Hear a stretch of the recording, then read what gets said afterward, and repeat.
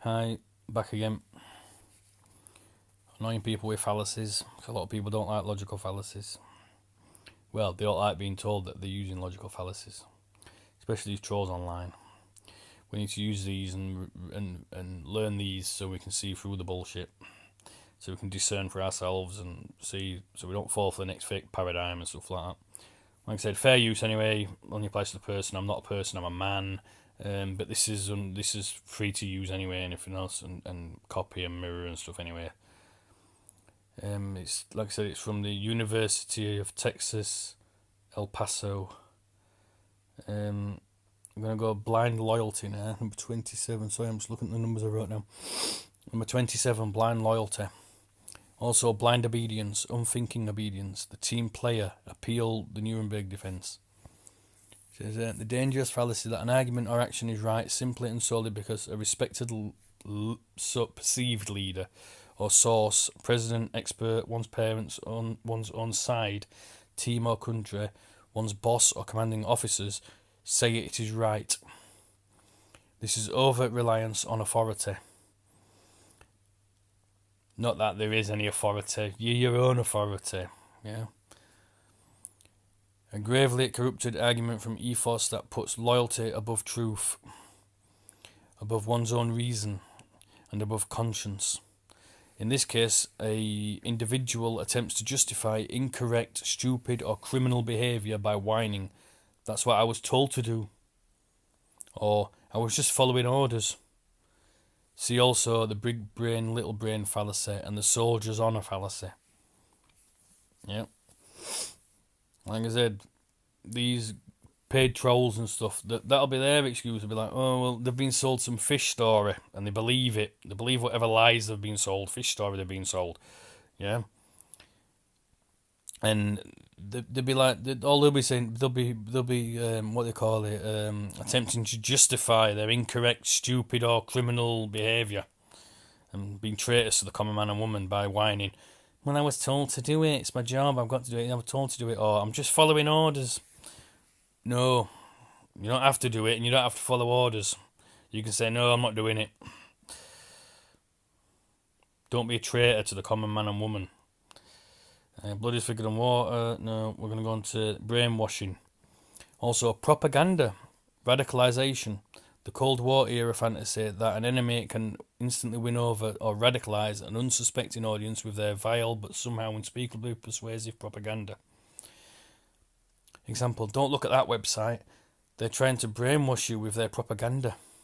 Historically, brainwashing refers more properly to the inhuman argumentum ad baculum, or of beating an argument into a prisoner via a combination of pain, fear, sensory or sleep deprivation, prolonged abuse and sophisticated psychological manipulation. Also, the Stockholm Syndrome. So we get this a lot as well in society. We see it a lot, this propaganda and brainwashing of people. Such brainwashing can also be accomplished by pleasure, love bombing. Example, "Did you like that? I know you did. Well, there's lots more where that came from when you sign on with us."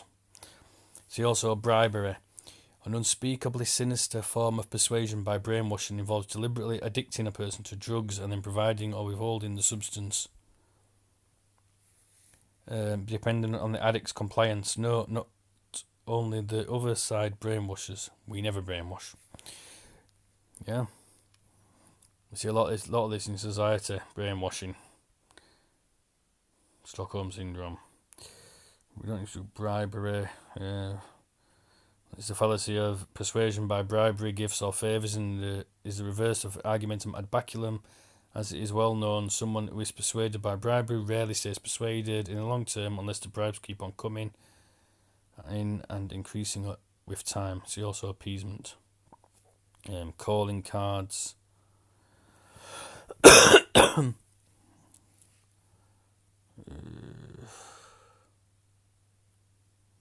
Circular reasoning.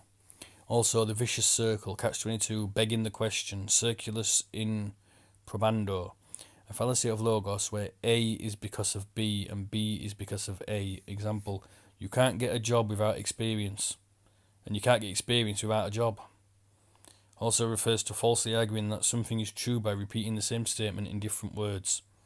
Example: the witchcraft problem is the most urgent spiritual crisis in the world today. Why? Because witches threaten our very eternal salvation. A corrupt argument from Logos. See also the big lie technique. We get a lot of circular reasoning in these troll arguments as well, begging the question. The complex question. The contemporary fallacy of demanding a direct answer to a question that cannot be answered without first analysing or challenging the basis of the question itself. Example: just answer me yes or no. See, we get this a lot as well from these trolls, Globe Earth trolls. The complex question. They ask a question, they go, just answer me yes or no. Yes or no. You know what I mean? Well, I need to know what you're asking first. You break it down. Tell me what's your first principles. What you want about? What are you assuming to be true? What are you trying to attach here? What strawman map model fallacy and that propaganda you're trying to attach and stuff like that? You know what I mean? They never answer any of them questions ever. They always go, just answer me yes or no. Well, no, because I need more information before I can answer anything. I want to know all the variables and everything else.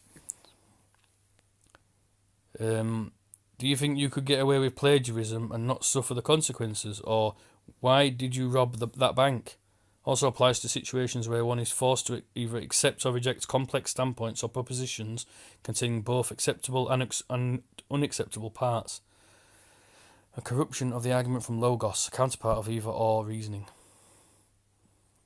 Number 34, confirmation bias, fallacy of Logos.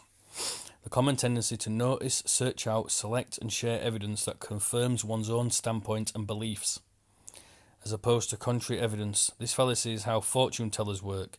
If I am told I will meet a tall dark stranger, I will be on the lookout for a tall dark stranger. And when I meet someone with even marginally meeting that description, I will marvel at the correctness of the psychic's prediction. In contemporary times, confirmation bias is most often seen in the tendency of various audiences to curate their political environment, subsisting on one-sided information diets and even selecting into political homogeneous neighbourhoods. Confirmation bias, also homophily, means that people tend to seek out and follow solely those media outlets that confirm their common ideological and cultural biases, sometimes to a degree that leads the false, implicit or even explicit conclusion that everyone agrees with that bias and that anyone who doesn't is crazy, loony, evil or even radicalised. It's also half-truth and defensiveness. So we got a lot of this with these Globers as well, when they're like confirmation bias and that. They like I said, they just basically conclude that everyone agrees with their bias, because anyone that doesn't is crazy, loony, retarded, whatever, you know what I mean, if you don't agree with their bias. That's just cost bias. 36, 37, defensiveness. 38, deliberate ignorance, also closed-mindedness. I don't want to hear it. Motivated ignorance, tuning out, hear no evil, see no evil, speak no evil. The Three Monkeys fallacy, as described by author and commentator Brian Resnick on Vox.com, 2017. This is the fallacy of simply choosing not to listen, tuning out or turning off any information, evidence or arguments that challenge one's beliefs. So we get a lot of this with these Globers as well. They seem to tune out, turn off, they want to ignore any evidence or arguments or proof or information that challenges their beliefs, ideology or standpoint. Not that the burden of proof is on us anyway, it's on the affirmative claim, the burden of proof is on the globe and the heliocentric model. It's not up to us to disprove it or show what we've done to deny it or anything like that. We have to keep asking them to show their proof. Keep reminding them, telling them it's their burden. They've got the burden of proof, not us. Yeah, unless you're making a claim. You make a claim, then the burden of proof's on you. This is why I try not to make claims. But it's hard not to make some claims sometimes, you know what I mean? You try not to make claims. Where are we? or standpoint or peace of mind, following the popular humorous dictum. Don't try to confuse me with the facts. My mind is made up. This seemingly innocuous fallacy has enabled the most vicious tyrannies and abuses over history, and continues to do so today. See also trust your gut, confirmation bias, the third person effect, they're all crooks, the simpleton's fallacy, and the positive thinking fallacy. Excuse me. We're going to go to diminished responsibility, disciplinary blinders, number 40. A very common contemporary scholarly or professional fallacy of ethos, which is appeal to authority ethos. That of one's discipline, profession, or academic field, automatically disregarding, discounting, or ignoring a priori otherwise relevant research, arguments, and evidence that come from outside one's own professional discipline, discourse, community, or academic area of study. Example, that might be relevant or not, but it's not what we're doing in our field right now. See also star power and two truths. An analogous fallacy is that of denominational blinders, arbitrarily ignoring or waving aside without serious consideration any arguments or discussion about faith, morality, ethics, spirituality, the divine, or the afterlife that come from outside one's own specific religious denomination or faith tradition. It's like all this, like, there's all these experiments being done and stuff like that. People like myself and other people who are looking at this subject mainly. A lot of evidence out there suggests it's not what we're told, but these people, they've got disciplinary blinders. They're just like, they don't want to know. It's not from within their field of expertise, or it's not what they're doing right now, or it goes against their faith, their tradition, their religious denomination of the heliocentrism, and stuff like that. And it goes against what they're doing and that. So they've got disciplinary blinders. Yeah. Not all, I mean, but some are scared to come out and stuff like that and say anything, because it all relies upon them towing the party line and everything else. Otherwise they'll lose the funding, they'll lose the jobs, lose the careers, lose the homes, the pensions, everything. They've got a lot to lose. So, but we have to say, no, okay, no, don't give a shit. You've got to come out, you've got to come to the table. You've got to say, look, well, here we go, look, let's come to the table. Yeah. Bring your best proof. 41, dog whistle politics. What about politics? 42, draw your own conclusion fallacy. Also, the non-argument argument. Let the facts speak for themselves. In this fallacy of logos, an otherwise uninformed audience is presented with carefully selected and groomed shocking facts, and then prompted to immediately draw their own conclusions. Example, crime rates are more than twice as high among middle-class Patzinacs. What a Patzinac? I never heard of Patzinacs, I don't know. And among any other similar population group. Draw your own conclusions. It is well known that those who are allowed to come to their own conclusions are generally much more strongly convinced than those who are given both evidence and conclusion up front. However, Dr. William Lorimer points out that the only rational response to the non-argument is, so what? I.e., what do you think you've proved? And why/how do you think you've proved it? Yeah. Closely related, if not identical to this, is the well-known leading the witness fallacy, where a sham, sarcastic, or biased question is asked solely in order to evoke a desired answer. We've got the Dunning-Kruger effect. I haven't got this one down here, but I'm going to do it. A cognitive bias that leads people of limited skills or knowledge to mistakenly believe their abilities are greater than they actually are. Thanks to teaching tolerance for this definition. Example, I know Washington was the father of his country and never told a lie. Pocahontas was the first Native American. Lincoln freed the slaves. Hitler murdered 6 million Jews. Apparently, I don't know.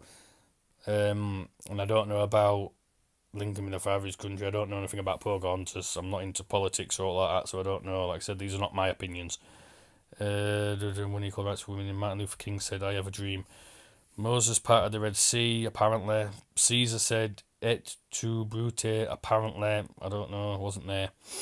The only reason America didn't win the Vietnam War, hands down, like we always do, was because they tied our generals' hands and the politicians cut and run. I don't know. I said it's not my opinion. I don't know. Where are we now? We're going to go for either or reasoning. Also, false dilemma. All or nothing thinking. False dichotomy. Black and white fallacy. False binary. Fallacy of logos.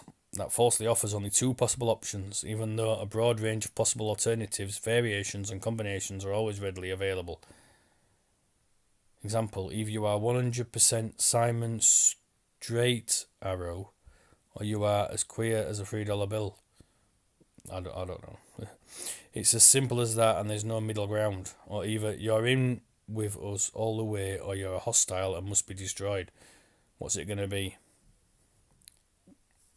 Or if your performance is anything short of perfect, you consider yourself an abject failure.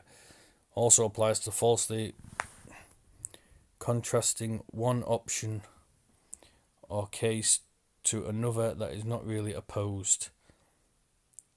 Falsely opposing Black Lives Matter to Blue Lives Matter, when in fact not a few police officers are themselves African American, and African American and police are not, or ought not to be, natural enemies. Or falsely posing a choice of either helping needy American veterans or helping needy foreign refugees, when in fact in today's United States there are ample resources available to easily do both, should we care to do so. See also overgeneralization. Like I said, I don't know anything about them subjects, they're not my opinions. Like I said, just reading what's down here, giving you some examples. Number 46, I'm going to do this on the next video. I'll do another 1, 2, 3, 4, 5, 6, 7, 8, 9, another 10 in the next video, from 46 to 81. Like I said, I'm not doing them all. I'm going to leave a link so you can go and have a look at them all yourself anyway. And like I said, these things here, they're not my opinions, or I'm just reading what's down here to give you some sort of examples and stuff, what's written down here. From the University of Texas, El Paso, or something, whatever it is. Right, like the either or fallacy, false dilemma, yeah. We know that it's like, oh, it's flat Earth versus globe Earth. No, it's not at all. There is no sides. False dilemma. Yeah. It's flat or a globe. No, it's false dilemma. Yeah, could be something in between. It could be something else. But we just know it's not what they tell us, and we know the water's level. Yeah. So we don't know what it is. We haven't had full exploration. We don't know the full dimensions. Yeah. So we can't say exactly what it is. But we know that it's not what they tell us it is. Yeah. Okay. Thank you.